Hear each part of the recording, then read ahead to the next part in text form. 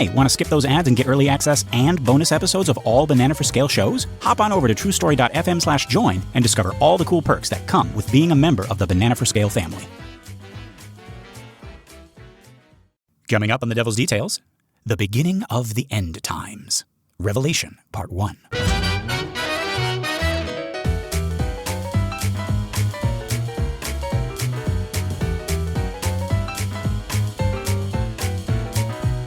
Good morning, Star, and welcome to another episode of The Devil's Details, a show where we dig up, decipher, dissect, and deconstruct the many forms of the devil. One of my names is Lester Ryan Clark. And I sometimes go by Keenan Diaz. And we're just two lost souls hitchhiking down the highway to hell, and we got this handy-dandy map here. Turns out we've been holding it upside down the whole time. But no, folks, we are finally in this season about the apocalypse, about the end times. We are finally looking at the book of Revelation, the revelation of John. Mm-hmm. We don't know if it's John the Apostle or just a John. Pretty sure it's a John.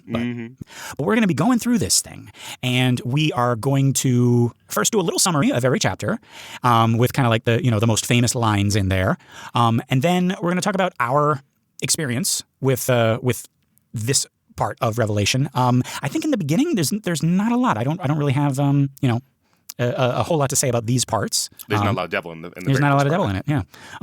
But don't worry, he shows up. Yeah, he does. A couple times, maybe. Boy, does he. But then we're going to look at the popular interpretation of this passage. And by popular, I mean what is popularly recognized and believed in religious circles, but also like kind of like what is now part of religious pop culture. Mm-hmm. And then we're going to take a look at a more scholarly interpretation, thinking about the historical context, the cultural context, the linguistic context of some of these words. Because remember, this is written in Greek, mm-hmm. So we'll see how different it is from what most people believe. Mm-hmm. Yeah, I feel like there's nothing else to do but like jump in. Let's jump in. All right, so let's take a look. Mm-hmm. So this is Revelation chapter 1. It starts the revelation of Jesus Christ, which God gave unto him to show unto his servants. We got to say shoe now. We have to say because it's spelled. It's S-H-E-W. Oh, and by the way, folks, we're doing this with the King James version. Mm-hmm. While not the most accurate version, it is the most epic and metal sounding and the most biblical sounding. Yeah, I think it's the most poetic sounding. Yeah, right. Okay. The revelation of Jesus Christ, which God gave unto him to shew unto his servants things which must shortly come to pass. Mm-hmm. So we got John, right? Remember John of Patmos. He's exiled on the island of Patmos for his witness to Jesus. He writes, in this chapter, he is writing to 7 churches in Asia Minor. What's so minor about Asia Minor? It is now modern day Turkey. Yes. Yes. Just so we're clear. So he has a vision. So in this chapter, he has a vision of the Lord's day, and he hears a great voice like a trumpet commanding him to write what he sees. Mm-hmm. Right? He turns and he sees 7 golden candlesticks. Remember that number 7. Mm-hmm. And in their midst stands one, quote, like unto the Son of Man, with a terrifying appearance. I feel like this is very, very memorable. And if I had known about this part of Revelation when I was mm-hmm. younger, I don't know, I might have turned out quite differently. Because it sounds to me like it's like this is going to sound sacrilegious, but it sounds like you described like a zombie Jesus. Yeah, like a scary mm-hmm. zombie Jesus. Yes. Okay, so I'm not just making that up. No. Okay. This would have terrified me. Mm-hmm. I'm not surprised that my parents didn't tell me about this part of the Bible. Mm-hmm. This is or nor my priests. Like mm-hmm. yeah.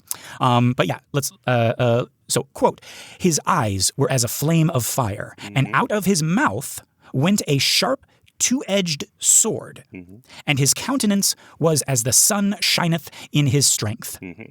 So John sees this and falls to his feet as dead, but the figure touches him, saying, "Fear not. I am the first and the last. I am he that liveth and was dead, and behold, I am alive forevermore." Mm-hmm.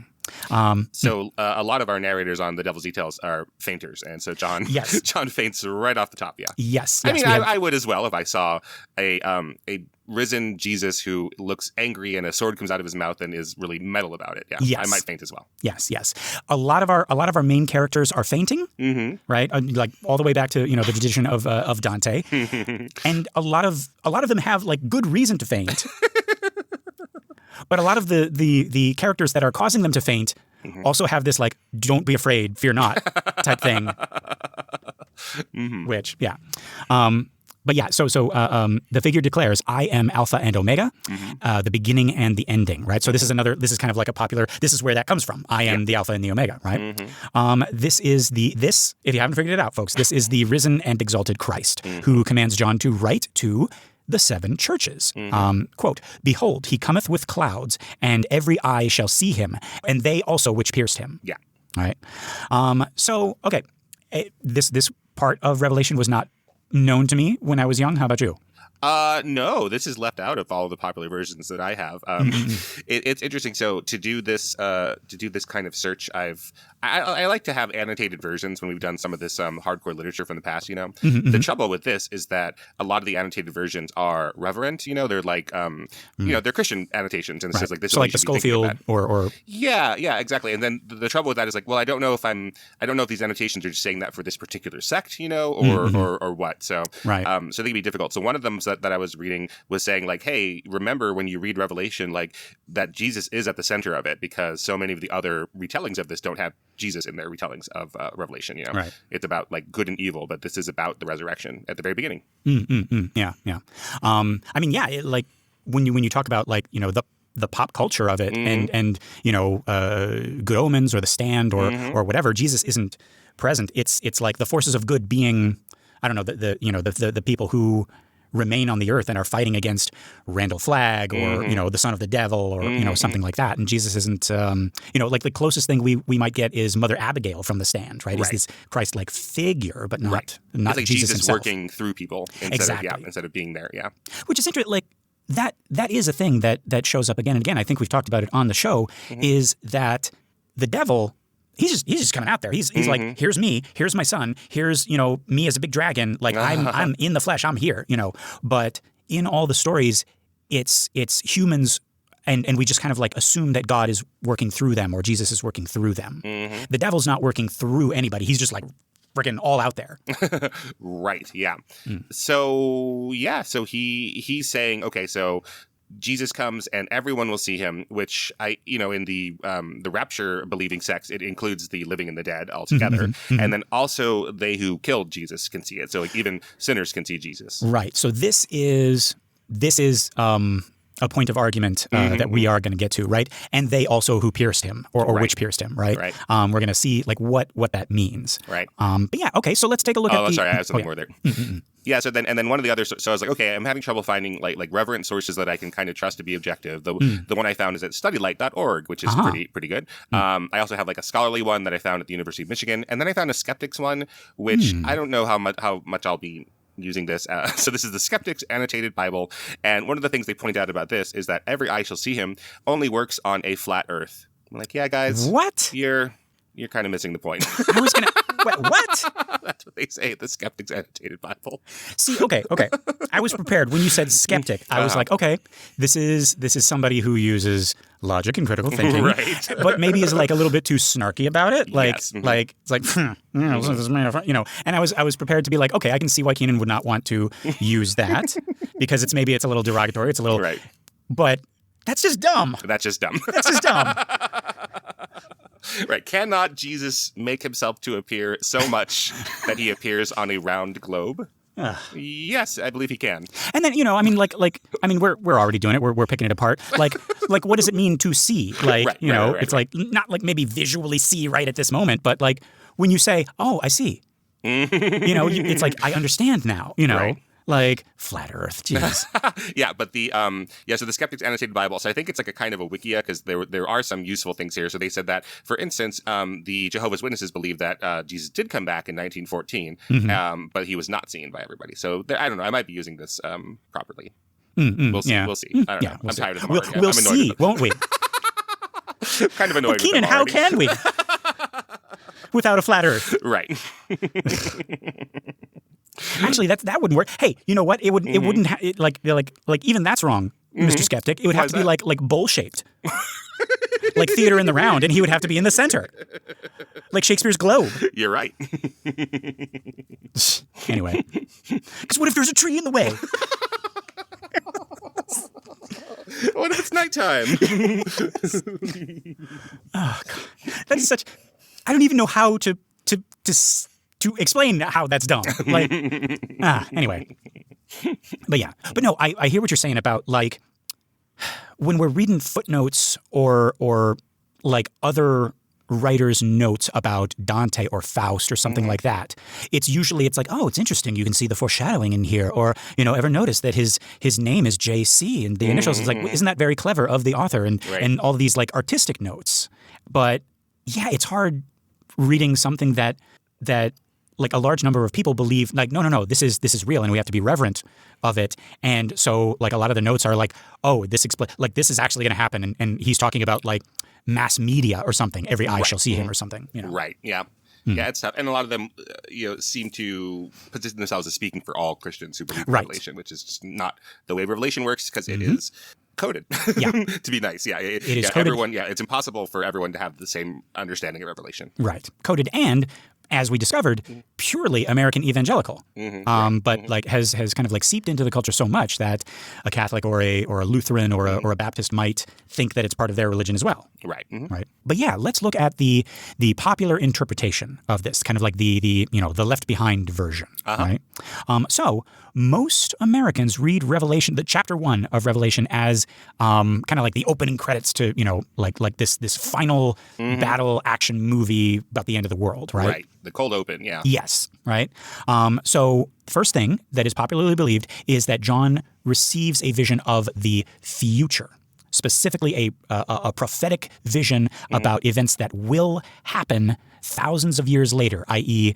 now or soon, depending on which decades evangelical story you're following, right? Right. So it does say soon, but that could be any time. Yeah, right? it's great. That's like they said that in The Exorcist. What is it? It's like Kinderman was like, oh, when will you come by and see a movie with me? And Karras is like, soon. And he's like, oh, you're like every rabbi when they mention the Messiah, soon. And it's like, yeah, so like religiously, soon has gotten a lot of mileage, I think. Right. Yeah. And yeah, we can see like, quote, things which must shortly come to pass, right? Like this is interpreted as soon, like in God's time, where like 1,000 years is like a day, so shortly could mean like 2,000 plus years, no problem, right? Okay. Also this scary Jesus, right? So verses 13 to 16. It is believed that this is what Jesus will look like when he returns, to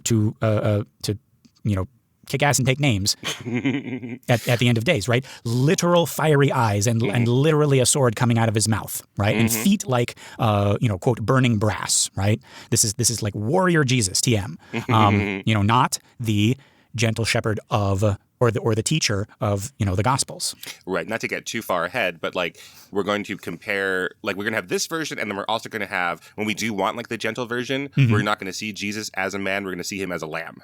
Right. I didn't even pick up. Yeah. Like, I mean, obviously the lamb is Jesus, but he doesn't even get to be human Jesus when he's gentle. Right. Yeah.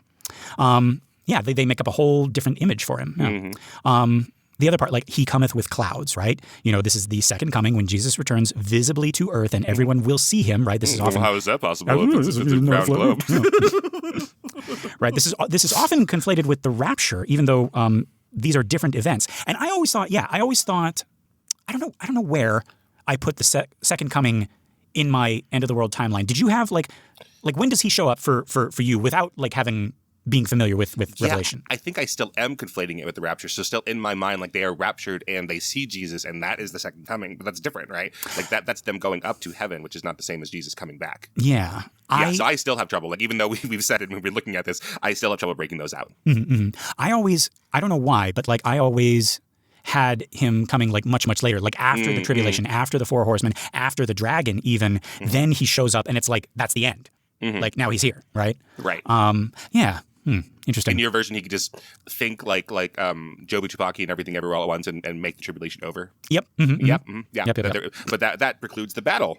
What Right. about all the battle? What about the swords, the you cannons? gotta have the swords, the cannons, the battles, yeah. Yeah. Yeah. So yeah. Also these 7 churches. Again, this is part of Revelation that I never like clocked on, and it's never talked about in the popular, in like the movies and stuff. These 7 churches, right? But it is popularly believed that they are just recipients of the letter. They're not really that important, except as like kind of like this warm up before we get to the 4 horsemen and the beast and the Antichrist and all that stuff, right? Yeah, but that's really interesting because like the whole reason he's writing these is to talk to those churches in his time, right? Yes, this is one of the most like important parts that like you hinge the rest of your understanding upon. Right. But to us, these things don't exist to us anymore, right? Like we don't think about the church in Sardis and the church in Smyrna or whatever. So we're not thinking about them. So we just kind of gloss over them, like the begat section or something, right? Yeah, right. Like, So okay, all these that 7 must have churches. been important, but yada, yada, yada, right. Yeah. But that's why he's writing them, is for basically for support from these churches, right? Yeah.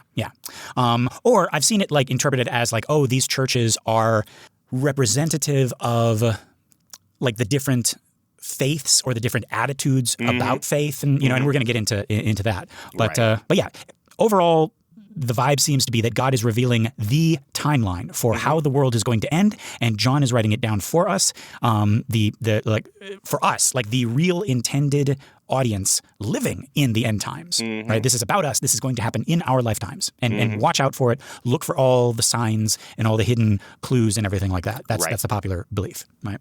Okay, so now let's take a more scholarly approach, and accounting for historical and linguistic factors. So, firstly, and this is very important, apocalypse does not mean end of the world. It actually, like, literally means revelation. It means unveiling. So apocalypse and revelation mean the same thing, right? Right.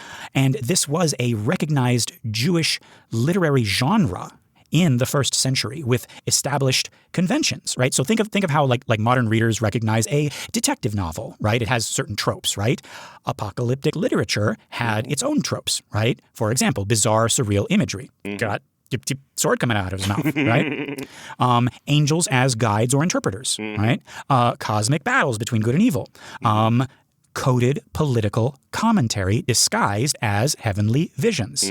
This was understood that this was in code, right? Right.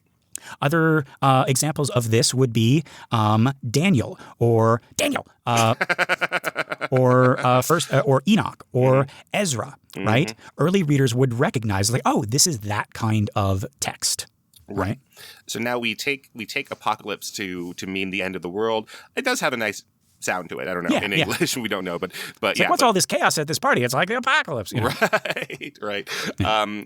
But those are synonyms for each other: revelation and apocalypse. Yeah, and revelation also. I think it's like it's used so much in this context that we almost forget that it's to reveal. It's the revelation. Yeah. Right. Yeah. So even that word kind of gets like confused a bit. Yeah. But yeah, I mean, let's look at this for example, right? The English translation is "Blessed is he that readeth," right?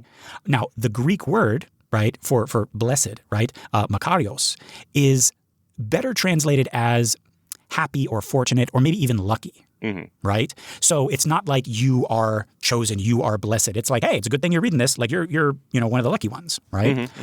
There is a promised benefit to engaging with this text, especially for communities under persecution looking for hope, right? So these were kind of made and distributed to folks who were in communities who were being like subjugated and persecuted. Right. And this was kind of like I think they call it on TikTok now. They call it Hope Core. Hope Core. Yeah. It's like it's a genre of like TikTok videos that's like what is it like? What's another one? Like Smile Core, or it's like, oh, this makes me laugh, or this gives me warm fuzzy feelings, right? And this one is like, oh, this gives me hope. I see. Right, hope for humanity or whatever. Hope Core. Yeah, Hope Core. Yeah. Mostly what I see is Ad Core, and it just them trying to sell me new songs. Yeah, you don't want to. No. And sometimes they disguise that as Hope Core. Right? Wouldn't you like to reconnect with like your estranged family? Well, buy these socks. Oh. And that'll happen. Yeah. But no. So a little bit of context. John is writing around 90 to 95 CE, right? During or shortly after increased persecution under Emperor Domitian, who demanded to be addressed as Lord and God, right? Dominus et Deus, right? So the 7 churches are actually real communities in Asia Minor, modern-day Turkey, facing pressure to participate in this imperial cult worship, economic exclusion if you don't. So, it's like, if you don't recognize me as the chosen one, I'm going to cut your funding. I don't know why I did it in that voice. I don't know. Sporadic, violent, unexpected, random persecution. Right. Just like people just coming in the night and like, I don't know, like breaking all the glass in shop windows, down a street or something like that. Right. And the trauma of Jerusalem's destruction, right? Back in 70 CE, right? That's still fresh in people's minds. Right. So this is specifically the literature of a persecuted people, and this is supposed to be giving them hope, right? Now John himself was exiled on Patmos, so he's not there, for no reason. He is suffering political punishment, probably for refusing to worship the emperor, right? So he is feeling like. He's like at the edge of the empire in some ways, right?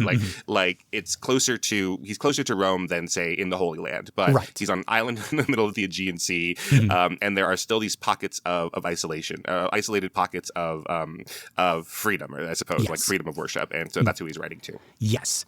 And okay, so let's take a look at this shortly come to pass phrasing, right? So the Greek here, I'm going to try to do this right, is entake. Right, entake, which means like quickly or soon or in haste, right? And this is one of the debated interpretations. Scholars can't agree on this, but the most straightforward reading is that John expects to see these things happen in his readers' lifetimes. Right. So the time is at hand, right? So like ho kairos engis. This reinforces his urgency, right? So he is like Keenan said before, he is talking about a thing that is going to happen in his lifetime and in his readers' lifetimes, right? So this isn't about 2025. This is about their immediate crisis. Right. And then John is living around 90, we said, right? Like 90 or 95 CE. And so he has seen the first generations of some of the missionaries of Christianity also saying that this is going to happen soon and then pass away, right? So he's trying to keep that tradition going, I think, in some ways. So he's like, no, really now, no, really, right. It's going to be, it's happening soon. Yeah. Right. And he's writing, like Keenan said, to the 7 churches. Let's talk about these 7 churches. These are not random. They are not symbolic. They are 7 real congregations that John knows personally. They're located along this singular kind of postal route in Asia Minor, again, modern-day Turkey. And when he says, write in a book and send it, right? He means literally, Jesus talking to him, right?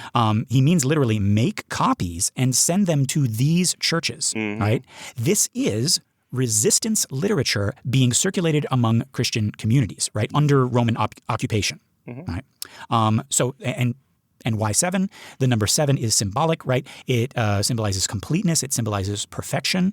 But these are actual faith communities deciding whether to accommodate the emperor or resist. Right? I was wondering about that, because 7 is clearly like a symbolic number. He's going to say it over and over again. So he didn't 7 seal and da-da-da. Yeah, it's 7 crowns and he's 7 not going to sins. Right. He's not leaving one out like one church just to make it nice. So it just happens to be 7, I guess. It has to be 7. As far as we know. But okay, really quickly, he also mentions 7 spirits, right? And this is also debated, right? It could be, the sevenfold spirit from Isaiah 11:2, or it could be 7 angelic beings, or a way of, expressing the fullness of the Holy Spirit, right? Sevenfold spirit. We just, again, it's just a repetition of, the number 7. But yeah, let's keep an eye out for that as we go. Okay, now let's talk about the Christophany, right? I didn't know this was a word, Christophany. I thought you made that up. Where is that? No. Okay, so this is what Christophany means, and I didn't know this. A visible physical manifestation or appearance of Christ. Okay. And that's what this is, right? It's a scary Christophany, right?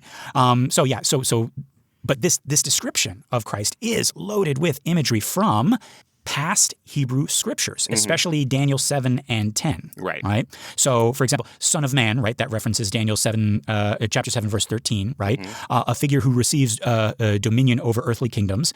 The white hair, right? This is the Ancient of Days from Daniel 7, 9. Eyes like flame, feet like brass. This is Daniel 10, 6. And then a voice like many waters. This is Ezekiel 43, 2. All right. And lastly, like our favorite part, the sharp two-edged sword coming from his mouth. This is Isaiah. It's always Isaiah.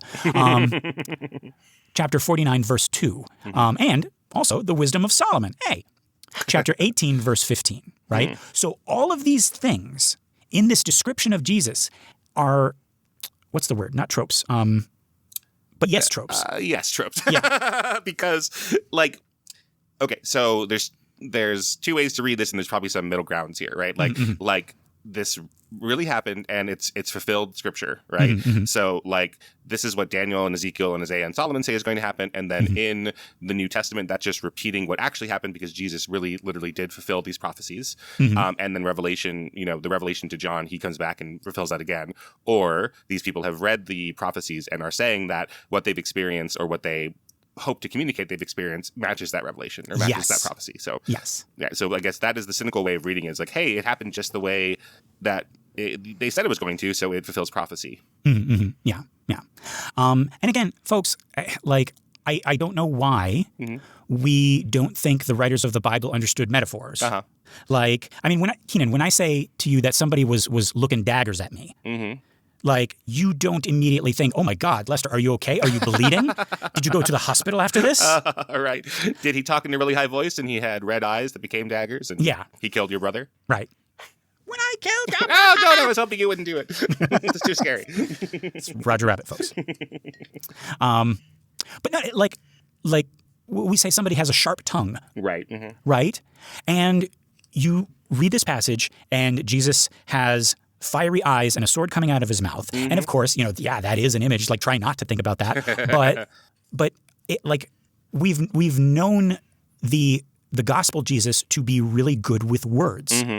Like, and kind of disarming people with his words, right? Maybe not slaying and smiting and killing people, but maybe other people, like, come at him with swords, and he uses his words, and they are without their weapons now. Right. Yeah. Jesus slayed nothing except for the dance floor at that wedding that he brought the wine to. Right. Yeah. He killed nothing except for that debate with the Pharisees. Yeah. Yeah, but so anyway, so this, what did we call it? Christophany. Christophany. I like that. I would try to use that more often. The Christophany. Right. So it is fulfilled scripture. It is fulfilled scriptural prophecy, rather. Yeah. But these are elements, like I was saying before, like these are, it's on the tip of my tongue. But no, it's a word that means tropes, but it's a nicer way to say it. Well, yeah, it is fulfilling, our generic expectations, right, of what we have in one of these apocalypse stories. And it is somewhat dreamlike, and it's prophecy, so of course it can have this kind of dream logic, but it's Jesus, and he knows it's Jesus, but doesn't look anything like Jesus because his hair is different and his eyes are different and his skin is different, but it's Jesus, and he knows that. But yeah, like knowing it's Jesus with this completely changed physical appearance, right? But yeah, so John isn't describing what Jesus looks like. He is layering all of these scriptural allusions to communicate who Jesus is and what he represents, right? It's poetry, it's not photography, right? It's Christography. Yeah, exactly. Right? The sword, like we said, the sword coming out of his mouth, right? Like the weapon is from his mouth. It is the word, right? It is not military violence, right? In Roman iconography, right? So like pictures or statues of Roman emperors, right? They would often be depicted with actual swords to represent military conquest. So if you see a Roman soldier or a Roman emperor holding a sword, like holding it up or something like that, that was supposed to signify it's like, oh yes, he is a conqueror, right? John's Jesus conquers with speech, with truth, with proclamation, right? So he is subverting that trope that the Romans use, right? It's like, oh, you think your sword is great? Well, look at like my guy has a sword coming out of it. My guy's words are swords, right? Yeah. And we got. There's also a little bit of political subversion in this, right? The prince of the kings of the earth, right? So verse 5 calls Jesus the prince or the archon in Greek, of the kings of the earth, right? In a context where Caesar demands worship and claims ultimate authority, right? This is seditious language, right? John is saying, your emperor, he answers to my king. Mm-hmm. Alpha and Omega, right? It's like claiming to be the beginning and the end of all things, right? This is direct challenge to imperial claims of Caesar's eternal rule. I wonder, I don't know literally if they said, like we say today, all roads lead to Rome, but like Rome being the center of everything. Right. Right. And so he's saying the opposite, right? Like, well, maybe he's not saying that Rome isn't the center of everything, but he's saying what's more important is the beginning and the ending. Yes. I remember in Shakespeare's Julius Caesar, at least in that version of it, the characters were always talking about, like Cassius would tell Brutus, it's like, well, no. Like, it's not about us. Think about the world. And they would always say the world. But they mean Rome. but to them, Rome is the world. Right. Uh-huh. Yeah. Okay. All right. Let's talk about this. Every eye shall see him, even those who pierced him. Right. How could they see him? How's that going to happen? Right. Now, this is often read as the second coming, but there's a more immediate layer. Those who pierced him would have meant the original audience, the Romans. Right. So that kind of like does away with the whole idea that, oh, he's coming, in 2025. Because those Romans are dead. The people who killed him are dead. Right? So who's, like, that's not, this isn't Falcor showing up at the end of the movie and chasing those bullies into the dumpster. This is, but it could mean the empire that crucified Jesus, and that's, like, what is that, like, what is Rome now? Right. Right. The empire that crucified Jesus will witness his vindication. Right. This is a promise to persecuted Christians that their oppressors will be proven wrong. Right. So John will get a little anti-Semitic later, but to talk about this, so like if you said that to modern Christians, especially like American Christians, like there is this like anti-Semitic shorthand that it is. You've heard this, right? The Jews killed Christ, which is not historical, not biblical, but like so this is another one where it might be like that's who we're talking about, or the Jews or the people who were given the chance firsthand to become Christians and have chosen not to. Right? Yeah. They're the ones who have killed Jesus, but this is directly not that. This is about the Romans. Right. Yeah. And but they don't exist anymore, so there's no one to be mad about anymore. Exactly. The ancient Romans don't exist anymore. Right. But that with the coding of this book, it makes it so that whoever is holding it, whoever is interpreting it, can be, those who pierced him, that can be that can be atheists, that can be the Jews, that can be the Muslims, that can be the pagans, that can be the liberals. It can be anybody that we think isn't worshiping our God the way that we want them to. It could be Christians who present themselves as true believers in order to get earthly power. No, not them. I'm joking. No. Of course not. Not them. They need their 2 private jets per mega pastor.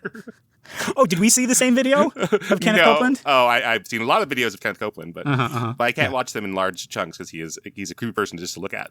He is very scary. Which one did you see? Did you see him defending why he needs 2 private jets? Yes. And he does this. Oh God, yeah, folks, just Google YouTube, Kenneth Copeland, private jet, and just watch him talk to this interviewer, and like he's trying to come up with a reason, and he's been kind of like caught off guard, and much like a cornered animal would do. When it feels threatened, he bares his teeth in what I think he thinks is a smile. But it's not. It's a very threat. You know what? They actually figured that out. Like when chimpanzees smile, it's a threat. Yeah. Right? It's because they're showing their teeth. It's like, hey, get the fuck away from me. Right. And I think that's what he's doing. And it doesn't help that he has the Linda Blair exorcist eyes. He literally does. He has these tiny pupils. Yes. That look like pinholes that a demon is just looking at you from out of. Yeah, it looks like there's a candle within his eye line, but 40 feet away. Yeah. So it just has little they're tiny... like you read the comments on these things, and it's like, I'm an atheist, but like seeing this makes me believe in demons. Like this guy. Oh my gosh. Yeah. But yeah, no, is not talking about these people. Right. Right? They're fine with their megachurches, right? He's not writing to 7 megachurches, is he? Right? Oh, but speaking of sevens, right? It's because we got 7 churches. We also got like a mention of 7 angels, right? This is in verse 20, angeloi in Greek.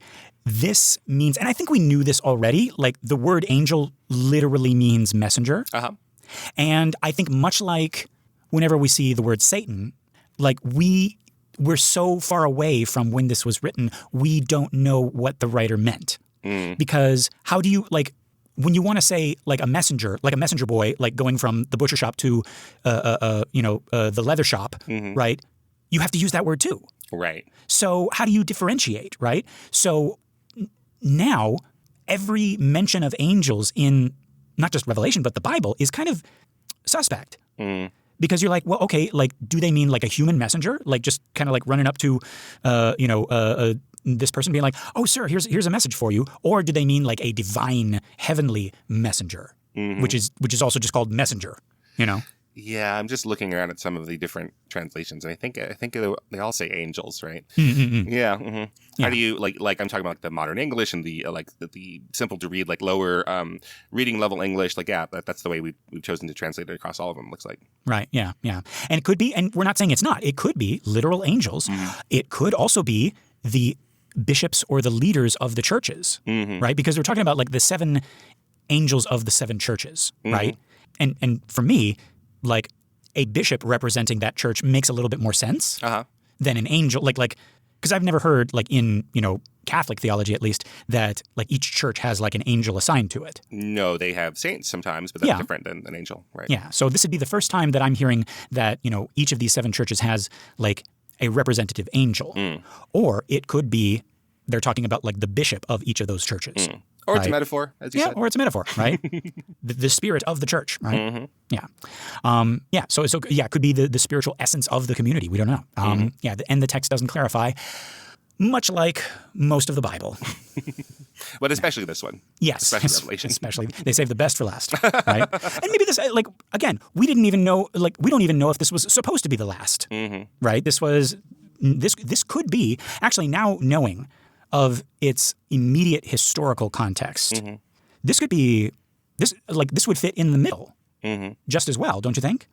Like after the Gospels, and well, I guess again, like what do we think the ending would be? Right, but I mean, like right up there with like Corinthians, right? Because there's an exchange of letters also. Like it's like the Corinthians letter from Paul to the Corinthians, and he's saying, do this, don't do that, don't do this, right? This is John being like, hey, churches, like here's a warning: don't do this, do that, or be ready, or hey, stay strong, even though you're being persecuted by the Roman emperor, right? So it could have been interpreted as just more letters, right? And he's using all these metaphors and this this coded language, talking about beasts and antichrists, which we're going to come to find just means non-Christians, anti-Christians, plurals. Can't live with them, can't make a powerful church with them. I don't know. Can't make a really cool, like, son of the devil monster with them. No, that's certainly not. Yeah. But yeah, folks, that was chapter 1. Come back next week as we look at chapter 2, and we're going to get the first part of John's letter to these 7 churches. And I'm excited because I actually really, really like the explanations and the characteristics of these 7 churches and the potential meanings behind them. Yeah, rereading this book a couple times, I'm starting to see, not what they actually mean, but how some interpretations can be played out. So I'm excited for it as we get deeper into this. But until then, folks, this has been another episode of The Devil's Details. I've been Lester Ryan Clark. You can summon me on all the socials as Lester Ryan Clark. And I've been Keenan Diaz, and you can invoke me on Instagram and Letterboxd as Howdy Keenan. Yeah, for more of our shows and other really cool podcasts, go to truestory.fm or feel free to drop us a message at bananaforscalemail, that's MAIL, at gmail.com. We got our Facebook listener group, Banana for Scale. That's a community for all of our shows, including this one. It is a private group, but just request to join and we'll let you into the Infernal family. If you want more, consider joining us at truestory.fm/join and look for Banana for Scale. That's us. You get bonus episodes of all our shows, access to our Discord, and you get your episodes a week early and ad-free. Just $5. Pretty cool. Wouldst thou like to live deliciously? We're not even asking for your souls. Just give us a 5 pentagram rating on iTunes or Spotify or wherever you listen to our show. That and sharing the show by word of mouth or on social media helps our little podcast grow and find more cool people like you. All All right, folks, until next week, love and hisses. Mwah.